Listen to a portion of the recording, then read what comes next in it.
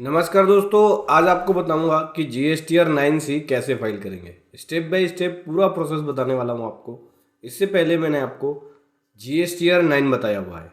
ये जो फाइलिंग करने वाले हैं ऑडिटेड फर्म की करेंगे। ऑडिटेड फर्म की 9 बता चुका हूं कि अगर एक फर्म जिसकी टर्नओवर 2 करोड़ से ज़्यादा है और वो ऑडिटेड के अंदर है तो कैसे 9 फाइल करना है, स्टेप बाय स्टेप सारे प्रोसेस मैंने बताया आपको।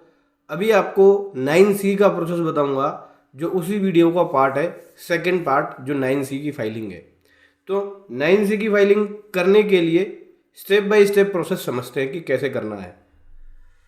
उससे पहले बताना चाहूंगा, जो भी भाई बंधु मेरे चैनल पे पहली बार है, इस वीडियो को पहली बार देख रहे हैं, जिन्होंने अभी तक सब्सक्राइब नहीं किया सब्सक्राइब कर लीजिए, साथ ही साथ बेल आइकन पे भी क्लिक कर लीजिए ताकि इस तरह का कंटेंट आपको मिलता रहे। सो दोस्तों, आपको करना क्या है, सबसे पहले तो आप रिकन्सिलेशन बना लेना। जैसे कि मैंने ये रिकन्सिलेशन बनाया हुआ है, ये सेम रिकन्सिलेशन मैंने 9 में भी बताया था। ये रिकन्सिलेशन आपको R1 3B की करनी होगी। देख सकते हैं ऊपर R1 और 3B की रिकन्सिलेशन है, जहाँ पे डिफरेंसेस मेरे ज़ीरो हैं।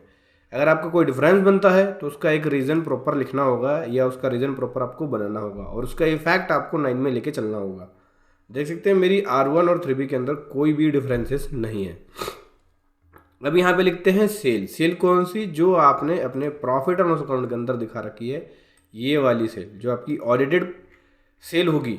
ठीक है, जो CA ने आपका ऑडिट किया होगा, जो audited profit and loss account होगा, उसकी जो फिगर है वो फिगर आपको यहाँ लिखनी होगी। जैसे 725/03/526, तो यहाँ पे लिख लेते हैं ऑडिटेड फिगर। ये देख सकते हैं ऑडिटेड फिगर मैंने लिखा है, तो जो ऑडिटेड फिगर है सेल और जो R1 में सेल है या 3B में सेल है, दोनों में सेम है तो डिफरेंसेस मेरे जीरो हैं। बुक्स के अंदर भी सेम है तो डिफरेंसेस जीरो है। यह है बुक्स का डाटा। बुक्स के अंदर जो सेल है आपकी वो कितनी है, बुक्स ये रही मेरी टैली के अंदर। तो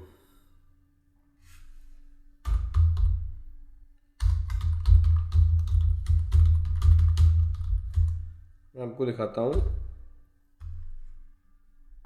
तो यहाँ देखिए, यह है मेरी सेल 725/03/526। सेम सेल यहाँ पे है, ये देखिए। ठीक है, तो बुक्स के अंदर की जो सेल है उसमें कोई फ़र्क नहीं है। प्लस बुक्स के अंदर आपकी जो R1 बन के आएगी उसके अंदर भी सेल आप ज़रूर देख लेना। यहाँ पे मेरी R1 बन के आती है, तो उसके अंदर भी ज़रूर सेल देख लेना ईयर वाइज कि भैया सेल मैच है कि नहीं है। B2B सेल, B2C सेल, यहाँ पे B2B सेल और B2C सेल दिखेगा। देख सकते हैं हमारी B2B सेल 14382,803 बिल्कुल सेम है। इसी प्रकार से यहाँ पे B2C सेल देखिए सेम है। तो B2B सेल और B2C सेल में कोई भी फ़र्क नहीं है। बुक्स की सेल भी मैच है। मैंने अपनी पुरानी वीडियो में बताया था कि मेरी मैचिंग तो कंप्लीट है बुक्स से GST रिटर्न की। तो पहले तो आपको बुक्स ऑफ अकाउंट की मैचिंग कर लेनी होगी, जैसे मैंने कर रखी है। मैचिंग कर लेने के बाद क्या करना होगा, सेल का पार्ट मैच हो गया। 9C के अंदर पहला सेल का पार्ट होता है, सेकंड आता है ITC का पार्ट। सेल का पार्ट मैच करने के बाद आपको क्या करना है, GST पोर्टल पे आ जाना, यहाँ से जाना डाउनलोड पे, ऑफलाइन टूल डाउनलोड पे जाना है, ऑफलाइन टूल पे जाना है और यहाँ पे GSTR 9C ऑफलाइन टूल है, इसको कर लेंगे डाउनलोड।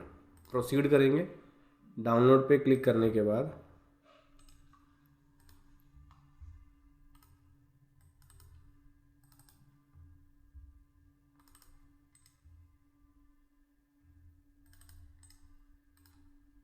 ये मैंने कर लिया डाउनलोड। अब इसको कर रहा हूँ ओपन। एक्सट्रैक्ट फाइल पे जाऊँगा,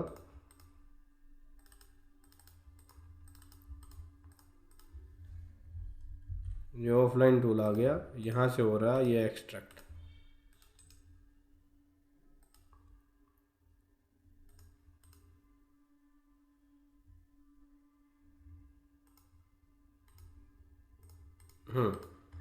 ये देखिए, इसको ये ओपन करने से पहले आपको कुछ सेटिंग्स होगी वो कर लेनी होगी। प्रॉपर्टी पे जाके अनलॉक अप्लाई ओके कर देना, देन उसके बाद ओपन करेंगे। पहला पार्ट है, पहले पार्ट में आपको यहाँ पे GST नंबर फिल करना होगा, बाकी और डिटेल्स देनी होगी। तो चलिए लिख लेते हैं एक एक करके।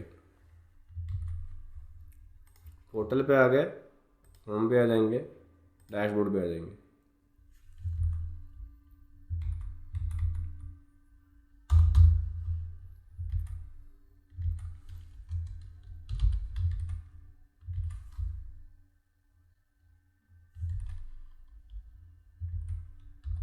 जीएसटी नंबर लिखने के बाद 24-25 फाइनेंशियल ईयर बाय डिफ़ॉल्ट आएगा, लीगल नेम छोड़ देंगे। हमारा ऑडिट हुआ है, यस हम लायबल हैं ऑडिट के लिए। ये इनकम टैक्स एक्ट 1961 लिख लेना यहाँ पे। अभी प्रोसीड टू फिल डिटेल पे जाते हैं और शुरू करते हैं एक एक करके टेबल फिल करना। सबसे पहले टेबल नंबर 5 की बात करें, टेबल नंबर 5 में आपकी सेल की डिटेल जाएगी। 5A में देना होगा वो वाली टर्नओवर जो आपकी ऑडिटेड फाइनेंशियल स्टेटमेंट में है, मतलब कि जो balance sheet and profit and loss account CA ने जो साइन किया है और आपकी जो साइन है जो ऑडिटेड हो चुकी है, उसके अंदर जो सेल की वैल्यू है वो आपको रिपोर्ट करनी पड़ेगी। जैसे कि देख सकते हैं यहाँ पे है 7/25/03/526, ठीक है। ये वाली फिगर हमें यहाँ रिपोर्ट करनी पड़ेगी, लेकिन जीएसटी रिटर्न में पॉइंट में गया है, तो जो हमारी एनुअल रिटर्न है उसको भी आपको ओपन कर लेना होगा। जैसे ये एनुअल रिटर्न मैंने फाइल किया है, इसको आप चाहे तो पीडीएफ में डाउनलोड कर लेंगे। जैसे कि ये देख सकते हैं मैंने डाउनलोड कर लिया, तो यहाँ पे जो मेरी टोटल टर्नओवर है वो दिखेगी। टेबल नंबर अमेंडमेंट होने के बाद देख लेना, टेबल नंबर 10 में जो आती है ना वैल्यू, तो टोटल टर्नओवर ये है 7/25/03/526.48 और यहाँ पे कितना है 7/25/03/526, तो 0.48 करके, तो हमें वैल्यू भी 0.48 करके ही लेनी होगी। तो चलिए एज पर एनुअल रिटर्न की सेल की वैल्यू ले लेते हैं, क्योंकि जो हमारी एनुअल रिटर्न में सेल की वैल्यू है वही सेम वैल्यू हमारी बैलेंस शीट में है। 7/25/03/526.48 और आपकी अगर सेल में फ़र्क आ रहा हो तो जो बैलेंस शीट में फिगर है वो आप लिखो।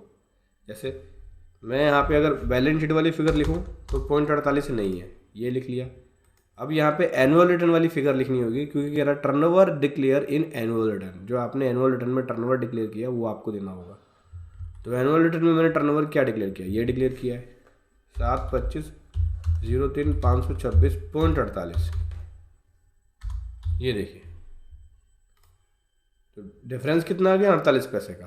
तो हमें ये डिफरेंस नहीं रखना है, सेम वैल्यू रखेंगे यहाँ पे हम, ताकि कोई डिफरेंस ना रहे। अगर डिफरेंस रहेगा तो आपको रीज़न भी देना पड़ेगा। इससे पहले बहुत सारे पॉइंट्स भी हैं जो ब्लैक में एक करके डिस्कस कर लेते हैं। यहाँ पे आपको वो वाली सेल की फिगर देनी होगी जो अनबिल्ड रिवेन्यू है, फाइनेंशियल ईयर के बिगिनिंग में है, वो कोई अनएडजस्टेड एडवांस है, वो कोई डिम्ड सप्लाई है शेड्यूल फर्स्ट की, वो कोई क्रेडिट नोट है after the end of financial year, लेकिन एनुअल रिटर्न में डिक्लेयर है तो उसका देना होगा। मतलब बैलेंस शीट में वो क्रेडिट नोट नहीं आया, लेकिन एनुअल रिटर्न में आपने दिखाया उसको, तो उसकी क्रेडिट नोट की डिटेल देनी पड़ेगी। कोई ट्रेड डिस्काउंट है उसकी डिटेल, कोई unbilled revenue at the end of financial year है उसकी डिटेल, कोई अनएडजस्टेड एडवांस है at the beginning of financial year उसकी डिटेल, कोई क्रेडिट नोट उसको अकाउंटेड किया गया बैलेंस शीट के अंदर, लेकिन जीएसटी एक्ट के प्रोविजन के हिसाब से परमिशेबल नहीं है, कोई एडजस्टमेंट करी है, सप्लाई करी है एसईजेड यूनिट को या डीटीए यूनिट को उसको, कोई कॉम्पोजिशन सप्लाई है, कोई एडजस्टमेंट है टर्नओवर में सेक्शन 15 के अकॉर्डिंग, कोई एडजस्टमेंट है टर्न फॉरेन फ्लैक्चुएशन के अकॉर्डिंग, कोई और अदर एडजस्टमेंट है, तो उसकी डिटेल आप यहाँ पे रिपोर्ट करोगे। ठीक है, ये वाली जो रिपोर्टिंग है वो नहीं देनी, ये स्टार्टिंग में था जब जीएसटी आया था, अभी ये वाली टेबल की रिपोर्टिंग नहीं देनी। तो इसमें से कोई भी मेरा नहीं है, अगर आपका इसमें से कोई भी केस होता है तो उसके अकॉर्डिंग आप यहाँ रिपोर्ट करोगे। यहाँ 0.48 लिखेंगे, तो सेल का डिफरेंस 0 हो गया। ठीक है, इसको वैलिडेट करेंगे शीट को, देख सकते हैं वैलिडेट हो गया, नेक्स्ट पे आ जाएंगे। कोई अनरिकन्सिलेशन है नहीं तो रीज़न देने की ज़रूरत नहीं है, नेक्स्ट पे आ जाओ। अब यहाँ पे अगर कोई आपकी एग्जाम सप्लाई है, जीरो रेटेड है, मतलब एक्सपोर्ट वाली सप्लाई है, एसईजेड सप्लाई है, ठीक है, उस तरह की डिटेल आपको देना होगा। अब F1 में कॉलम में बोलता है कि turnover as liability declare in annual return. अब जो हमने टर्नओवर डिक्लेयर कर रखी एनुअल रिटर्न में, उसकी डिटेल हम यहाँ देंगे। भैया एनुअल रिटर्न में सेम है, ये देखो ना, टेबल 5 पे चले जाओ, टेबल 5 में भी सेम यही बोलता है, एग्जाम रिलेटेड वाली देना है। इसका अगर आप कॉलम देखोगे तो टर्नओवर बिल्कुल सेम है। तो चलिए सेम वैल्यू ही रिपोर्ट कर देते हैं।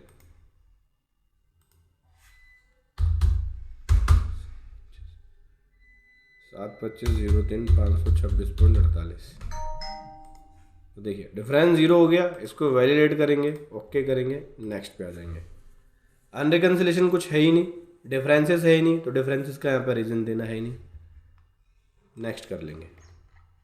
अब यहाँ पे आपको रेट वाइज अपनी सप्लाई की डिटेल देनी होगी कि आपकी रेट किस किस रेट में कितने कितने परसेंट की सप्लाई है। इसके लिए मैं आपको एक सिंपल सा मेथड बता देता हूँ। R1 में आ जाना, R1 में आने के बाद यहाँ पे F5 कर देना, F5 करके नेचर वाइज आ जाएगा, ऑल्ट F1 कर लेना, यहाँ पे आपकी रेट वाइज सेल आ जाएगी। मेरी सेल टोटल 12% की है, ठीक है। अगर आपकी डिफरेंट डिफरेंट रेट की सेल है तो यहाँ पे आपको समरी मिल जाएगी, उसके अकॉर्डिंग आप अलग अलग रेट के हिसाब से आप चाहो तो एक्सेल में बना लो रिपोर्ट, या फिर डायरेक्टली आप यहाँ पे रिपोर्ट कर सकते हो। तो मेरे केस में तो सारी की सारी सप्लाई 12% वाली है, तो मैं यहाँ रिपोर्ट कर रहा हूँ। सेल कितनी हो गई, सेल इतनी हो गई 725,0526.48। इस पर टैक्स की बात करें तो CGST बनता है 4334,395.64 और इतना ही हमारा SGST बन गया। IGST की बात करें 31,632 है। सो हमने यहाँ पे 12% वाली सप्लाई लिख दी। अब उसके ऊपर जो टैक्स का रेट है CGST, SGST और IGST ये आ गया। अब यहाँ पे जो एनुअल रिटर्न में GSTR 9 में टर्नओवर डिक्लेयर किया उसके ऊपर जो टैक्स की लायबिलिटी बनी वो लायबिलिटी आपको यहाँ पे दिखानी होगी। तो ये कहाँ से लेंगे, आप टेबल नंबर 10 पे चले जाना। टेबल नंबर 10 में आओगे तो यहाँ पे फिगरें देखोगे आप, यहाँ देखो ये टोटल टर्नओवर आ गई, यहाँ पे हमारी लायबिलिटी बन के आ रही है, तो सेम वैल्यू हम यहाँ पे रिपोर्ट कर देते हैं, ठीक है। चलिए IGST की पहले रिपोर्ट करते हैं 31,632। अच्छा, एनुअल रिटर्न में जो लायबिलिटी जाएगी वो राउंड ऑफ में जाती है और यहाँ पॉइंट में होगा, तो आपको ये ध्यान रखना होगा कि उसी हिसाब से करें। 31,632 यहाँ रेफरेंस 0 हो गया। अब यहाँ आ जाते हैं, ये 4334,395.64 4334,395.64, ठीक है। ये देखिए सेम यहाँ आप रिपोर्ट करेंगे 4334,395.64। तो ये देखिए यहाँ पे डिफरेंसेस 0 हो गया, डिफरेंसेस नहीं बनना चाहिए। अब RCM वाली जो वैल्यू होती है ना वो भी रिपोर्ट करना पड़ेगा, क्योंकि ये वाली जो वैल्यू है इसके अंदर RCM जुड़ के आएगा। और ये टेबल नंबर 10 से रिपोर्ट मत करना, यहाँ पे ये गलत है क्योंकि RCM भी ऐड होके आता है। इसको मैं ऐसे हटा रहा हूँ, ये आप चले जाओ टेबल नंबर 4 पे। टेबल नंबर 4 पे ये रिवर्स चार्ज आ गया, ये टोटल वैल्यू में इसमें RCM ऐड होके है, ठीक है। तो लायबिलिटी यहाँ से आप रिपोर्ट करना ताकि RCM वाली वैल्यू भी यहाँ पे आए, क्योंकि टोटल लायबिलिटी इंक्लूडिंग RCM आपकी मानी जाएगी। जो टैक्स पेबल बन जाए, क्या लिखा हुआ है, total amount payable as declare in annual return GSTR 9। तो आपको जो आपकी लायबिलिटी बनी, जो टोटल अमाउंट पेबल बना, वो जो आपने 9 में डिक्लेयर किया उसकी डिटेल देनी है। इसके अंदर इंक्लूडिंग RCM होगा, ठीक है। तो RCM जब आप इंक्लूड करोगे तो टेबल नंबर 4 का टोटल देखना। टेबल नंबर 4 का टोटल जो है यहाँ आपको दिखेगा N, supply in advance on which tax is to be paid. ये देखिए ये वाला अमाउंट, ठीक है। और ये वाला सेम अमाउंट जो है हम यहाँ पे लिख लेते हैं। चलिए सबसे पहले तो IGST लिखते हैं 50029 50029। उसके बाद लिख लेते हैं CGST AGST 4346,499.23 सेम यहाँ आएगा। तो 12,103.59 और यहाँ पे 18, इतने का फ़र्क आ गया। अभी RCM अगर आप देखोगे तो ऊपर आ जाओ, RCM की वैल्यू यहाँ दिखाता हूँ मैं आपको, 12,103, 18,397। ये देखिए डिफरेंस 18,397। तो RCM में रिपोर्ट करेंगे और RCM जो है ये मेरा 5% वाली सप्लाई है मेरी सारी RCM की। जो GTA वाला होता है, GTA ज़्यादातर मेरे सब पर 5% के अंदर ही है, तो 5% वाली सप्लाई में रिपोर्ट कर रहा हूँ मैं यहाँ पे। ये देख सकते हैं कितना है ये 852,080 852,080, ठीक है। ये RCM की वैल्यू आ गई। CGST पे आ जाते हैं। CGST में बात करें तो 18,397। सबसे पहले IGST लेते हैं 18,397। डिफरेंस 0 हो गया आई में। अब सी में आ जाते, एस में आ जाओ। 12 103.59, 12 103.59, ठीक है, 12 103.59, ये देखिए। तो यहाँ पे जो टोटल डिफरेंसेस है वो 0 हो चुका है, कोई भी डिफरेंस नहीं है यहाँ पे। टेबल नंबर 9 के अंदर, टेबल नंबर 9 में क्या जाता है, reconciliation of rate wise liability and amount payable their own. आपको जो पेबल बना और जो आपने पेड किया उसका रिकन्सिलेशन होता है कि टोटल लाइबिलिटी रेट वाइज क्या क्या बनी है आपकी, कितने परसेंट की क्या सप्लाई थी बेसिकली, और जितना आपने 9 में दिखाया अपनी लाइबिलिटी उसकी रिकन्सिलेशन होती है। अभी वैलिडेट पे क्लिक करेंगे, यहाँ पे 0 लिख देंगे सेस वाले में, वैलिडेट पे क्लिक करेंगे, नेक्स्ट पे आ जाते हैं। कोई भी अनरिकन्सिलेशन का रीज़न नहीं है, मतलब डिफरेंसेस नहीं है तो अनरिकन्सिलेशन का रीज़न नहीं देना। वैलिडेट करके नेक्स्ट पे आ जाओ। अब आ जाता है यहाँ पे additional amount payable but not paid due to reason specify. अब बोल रहा है कि एडिशनल अमाउंट पेबल है लेकिन आपने पेड नहीं किया जो रीज़न स्पेसिफाई उसकी वजह से। तो दोस्तों बात करें इस टेबल में, तो हमारी कोई एडिशनल लाइबिलिटी नहीं बनी है। कोई एडिशनल लाइबिलिटी बनती तो यहाँ पे हम इसको डिक्लेयर करते हैं, इसलिए इसको भी वैलिडेट करेंगे, नेक्स्ट पे आ जाएंगे, ठीक है। Reconciliation of ITC. अब इनवॉइस क्रेडिट की रिकन्सिलेशन के बारे में बात करता है। तो बोल रहा कि ITC claim in annual return और ऑडिटेड एनुअल फाइनेंशियल स्टेटमेंट है उसके अंदर आपने आईटीसी कितना दिखाया। तो यहाँ पे जो वैल्यू जाती है वो टेबल नंबर 7 से उठ के जाती है 7J, ये 7J net ITC avail and utilize. तो ये वाला जो अमाउंट है ये टोटल अमाउंट उठ के जाएगा, कहाँ जाएगा उठ के, ये 9 में जाएगा, 9C में जाएगा ये वाला टोटल अमाउंट। तो जितना मेरा यहाँ पे टोटल आ रहा है 9 के समय ही पूरा रिकन्सिलेशन मैंने आईटीसी का कर लिया था। मैंने आईटीसी का प्रॉपर आपको बताया था कि कैसे रिकन्सिलेशन बनाना है। अगर आप 9C की वीडियो देख रहे हैं तो 9 वाली वीडियो जाके ज़रूर देखें ताकि आप उसको मिला के देख पाएंगे, क्योंकि मैंने प्रॉपर पूरा बताया हुआ है कि आईटीसी की रिकन्सिलेशन कैसे करनी होगी 9 वाली वीडियो में। ऑडिटेड फर्म की GSTR 9 कैसे करनी होगी वो वाली वीडियो देखिए। अभी फिलहाल के लिए समझिए कि यहाँ पे जो वैल्यू लिखनी है, जो टेबल नंबर 7J का टोटल आ रहा है उसकी टोटल वैल्यू आपको यहाँ रिपोर्ट करनी है। चलिए इसकी कैलकुलेशन कर लेते हैं, यही टैली में कर लेता हूँ कैलकुलेशन। तो यहाँ लिखना होगा 3704,089.05 प्लस 3704,089.05 प्लस 4690,584.37। तो ये टोटल वैल्यू आएगी। ये टोटल वैल्यू हमें यहाँ रिपोर्ट करनी है 120,98,762, 120,98,762.46, 120,98,762.46। देखिए अब यहाँ पे ये वाले ऑप्शन के अंदर, इस वाले टेबलों के अंदर ऑप्शंस होता है कि आप ये ऑप्शनल है, या तो आप यहाँ रिपोर्ट कर दो या फिर सारा का सारा अमाउंट आप यहाँ रिपोर्ट कर सकते हो। ITC book in earlier financial year, claim in current financial year. अगर आपने आईटीसी बुक कर लिया पिछले साल में लेकिन करंट में लिया है उसकी डिटेल, आईटीसी बुक कर लिया करंट फाइनेंशियल ईयर में लेकिन क्लेम किया नेक्स्ट ईयर में, उसकी डिटेल यहाँ देनी होगी। इसकी डिटेल हम 8C से दे सकते हैं। 8C में यहाँ पे आईटीसी मिल जाती है। ये देखिए मैं आपको टेबल नंबर 8C दिखाता हूँ। टेबल नंबर 9 आ गया, ये टेबल नंबर 8C में हमारे पास ये वाले आईटीसी है जो हमने पीछे बुक किया है लेकिन क्लेम किया, मतलब करंट फाइनेंशियल ईयर में बुक किया लेकिन क्लेम किया नेक्स्ट फाइनेंशियल ईयर में। तो उस तरह की आईटीसी की डिटेल यहाँ पूछ रहा है। तो या तो आप इसमें से ये जो अमाउंट रिपोर्ट किया है इसमें से वो वाले अमाउंट को अलग करके दे दो। अब ये देखो 1/20 वाला जो अमाउंट है इसमें हमने कुछ अमाउंट,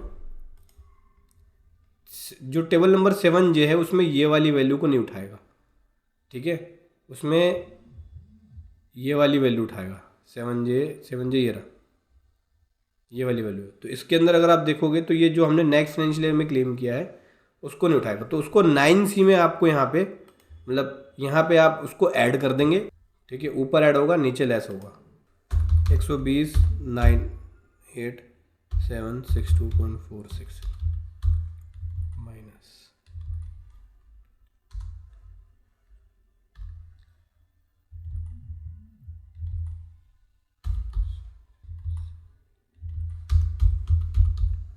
120 98 762.46 इसमें ऐड करेंगे, 3704.19 प्लस 3704.19, ठीक है। इसको ऐड करने के बाद ये वैल्यू बन जाएगी हमारी। तो 9C जो है यहाँ पे आप ये वैल्यू यहाँ रिपोर्ट कर सकते हैं। कितना हो गया, ये हो गया 121.06 ठीक है। अभी आपका जो 7408 का डिफरेंस बना है, ये वाला ITC हमने क्लेम किया है फाइनेंशियल ईयर के अंदर, मतलब नेक्स्ट फाइनेंशियल ईयर के अंदर, सब्सिक्वेंट फाइनेंशियल ईयर के अंदर क्लेम किया है, मतलब नेक्स्ट फाइनेंशियल ईयर में। तो ये वाला अमाउंट यहाँ लिख देंगे 7408.38। तो जैसे रिपोर्ट करेंगे यहाँ डिफरेंस इज 0 हो गया। ये वाला अमाउंट बेसिकली इसमें जाके ऐड हुआ, फिर यहाँ से लेस हो गया, ठीक है। वैलिडेट कर लो, नेक्स्ट पे आ जाओ। नेक्स्ट पे आने के बाद यहाँ पे कोई डिफरेंसेस है नहीं, तो रीज़न देने की ज़रूरत नहीं है, इसको भी वैलिडेट कर लो, नेक्स्ट आ जाओ। अब यहाँ पे देखिए, यहाँ पे देना होता है ITC की डिटेल, एक्सपेंडिचर की जो डिटेल है ITC हेड वाइज डिटेल मांग रहा है। तो ये टेबल नंबर 14 जो है ये ऑप्शनल है, इसको देने की ज़रूरत नहीं है, मैंडेटरी नहीं है, ठीक है। आप देना चाहे तो दे सकते हैं या फिर छोड़ सकते हैं, ऑप्शनल है तो छोड़ देते हैं, क्योंकि एक्सपेंसेस वाइज ITC की डिटेल मांग रहा है कि परचेज़ के ऊपर कितना है, जो आपने खर्चे किए हैं उसके ऊपर कितना है। तो मैं यहाँ पे इसकी डिटेल नहीं दे रहा, वैलिडेट करूँगा, नेक्स्ट पे आ जाऊँगा। कोई डिफरेंसेस है नहीं, इसलिए फिर नेक्स्ट कर लेंगे। अब यहाँ पे टैक्स पेबल अनरिकन्सिलेशन की वजह से बना है, तो उसकी डिटेल, ये भी नहीं बना, वैलिडेट कर लेंगे और यहाँ से आ जाएंगे नेक्स्ट पे। अब additional liability due to non reconciliation, और कोई एडिशनल लायबिलिटी बनी है, चाहे लेट फीस की, पेनल्टी की, कोई और अदर रीज़न की, तो उसकी डिटेल आपको यहाँ पे देनी पड़ेगी। तो इस तरह की कोई भी डिटेल नहीं है मेरी, तो क्या करूँगा मैं, इसको करूँगा वैलिडेट। हमारी यहाँ पे 9C तैयार हो चुकी है। अभी क्या करना है, सीधा जाना है होम पे। होम पे आने के बाद जनरेट प्रीव्यू पे क्लिक कर सकते हो। इस पर क्लिक करेंगे तो 9C का जो ड्राफ्ट फॉर्म है वो आपको प्रीव्यू यहाँ पे दिखेगा। मैं इसको यहाँ पे सेव करता हूँ।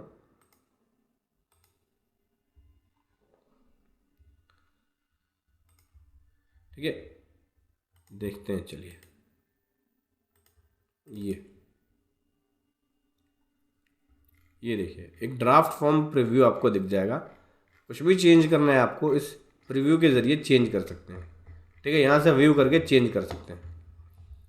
अभी यूटिलिटी पे आ जाते हैं, यहाँ से जनरेट करेंगे ज्यूएशन, थोड़ा सा टाइम लेगा। चलिए सेव कर लेते हैं ज्यूएशन को, ओके कर दिया। अब आ जाएंगे पोर्टल पे, यहाँ कर लेना होगा लॉगिन। चलिए कर लेते हैं लॉगिन।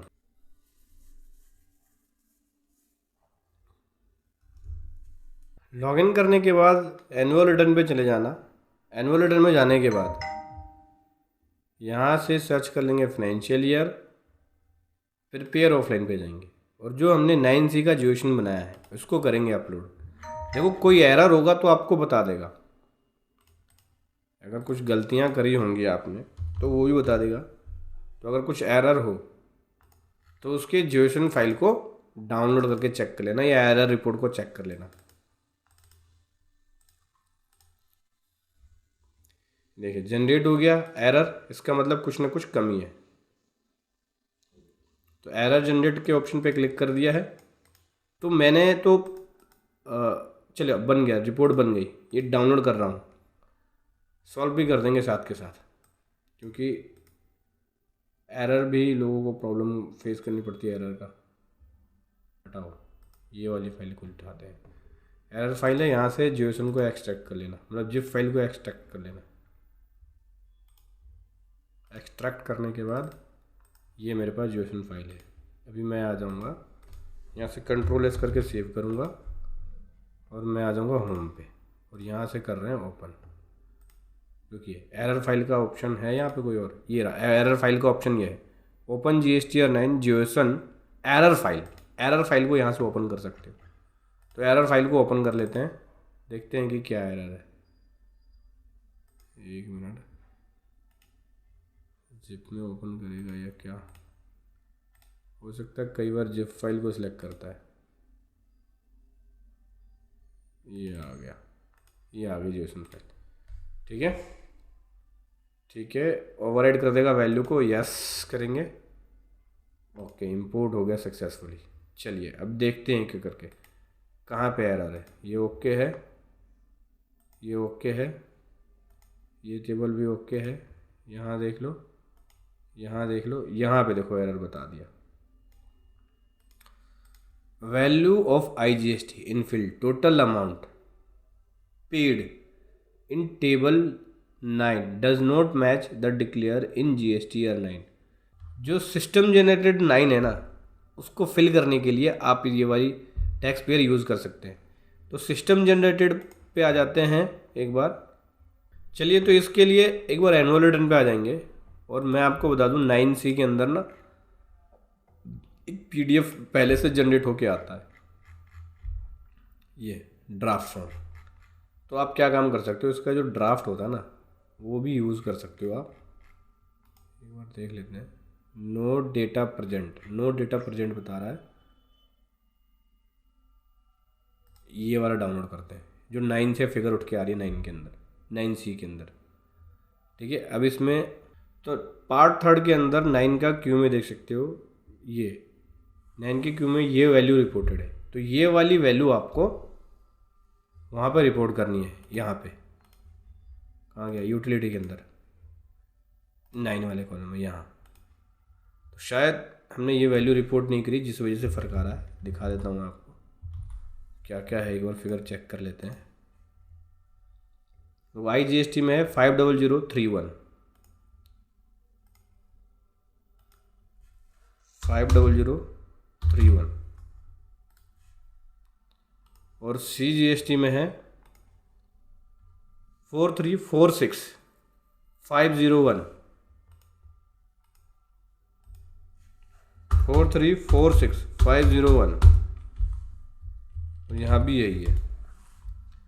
ठीक है, तो यहाँ पे राउंड ऑफ का डिफरेंस आ रहा है, 2 रुपये का ये, 1 रुपये से 70 पैसे का ये।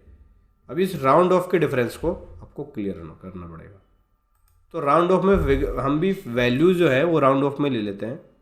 जैसे कि 95 को 95.64 है, तो इसको 96 कर देते हैं। ठीक है, ऐसे यहाँ कर देता हूँ 96, ऊपर 4 कर देते हैं, यहाँ ऊपर 4 कर देते हैं। ठीक है, 1-1 रुपये का फ़र्क फिर भी आएगा। अब 1-1 रुपया या तो आप बढ़ाओ, यहाँ पे हमें 1-1 रुपये बढ़ाना पड़ेगा, या तो RC में बढ़ाओ या इस वाले में बढ़ाओ। चलिए कोई नहीं, क्योंकि फिर वो डिफरेंसेस रहेगा। और कई बार आजकल जो नोटिस आते हैं वो EIS से उठ के आते हैं, तो ऑटोमेटिक सेलेक्ट कर लेता है। अब 2 रुपये बढ़ाना है तो इसको 64 करना पड़ेगा। ठीक है, क्योंकि जो वैल्यू आ रही है ना, ये राउंड ऑफ में वैल्यू आ रही है, जिसकी वजह से डिफरेंसेस बन रहा है। अभी क्या कर रहा हूँ, वैलिडेट करता हूँ इसको। अच्छा, आगे और देख लेते हैं, कोई फ़र्क तो नहीं पड़ रहा किसी और टेबल में। नहीं, कोई और फर्क नहीं पड़ रहा है। मैं सीधा आऊँगा होम पे। होम पे आने के बाद अभी जनरेट करेंगे जोएसन फाइल। तो जो पुरानी वाली जोएसन फाइल है वो हटानी पड़ेगी। ये यहाँ आ गया, generate JSON file to upload on GST portal.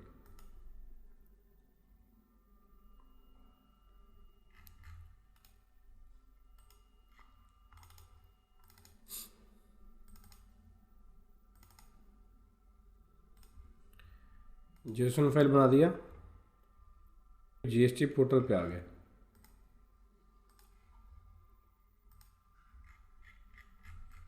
Back आ जाएंगे, 24-25 आ गए एनुअल रिटर्न में जाके, और प्रिपेयर ऑफलाइन पे जाएंगे।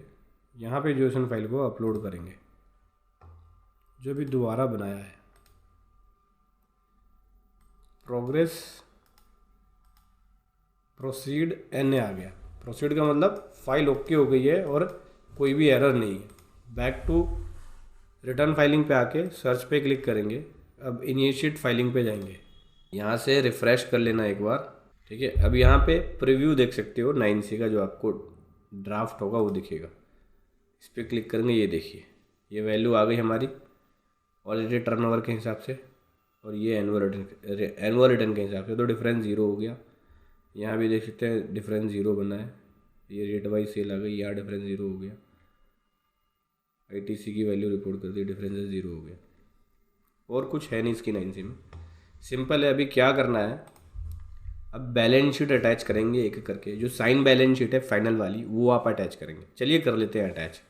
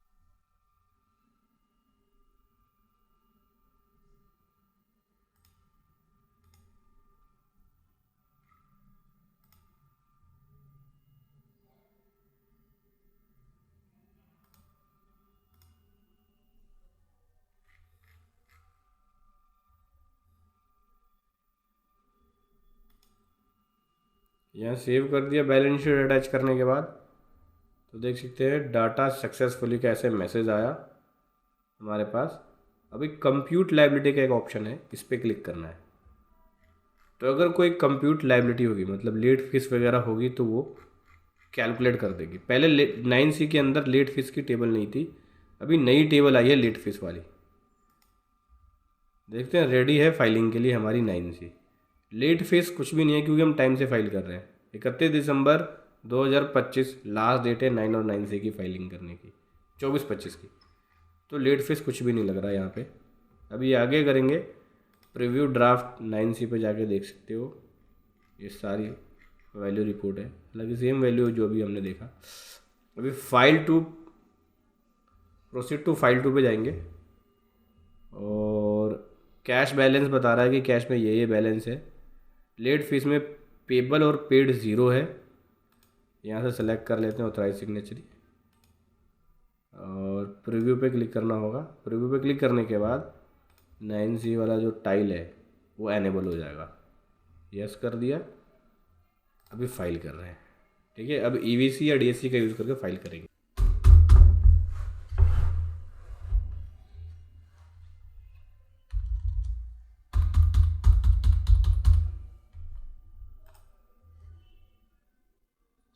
ये हमने लगा दिया DSC, सक्सेसफुली फाइल हो चुकी है 9C।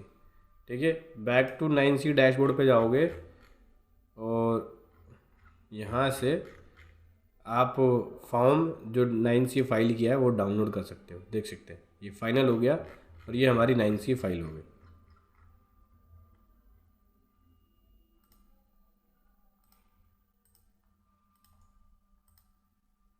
इसी प्रकार से सर्च पे जाके 9 को अगर डाउनलोड करना है तो व्यू पे जाके यहाँ से 9 को भी आप डाउनलोड कर सकते हो। तो समझ में आया कैसे आपको 9C और GSTR 9 फाइल करना है।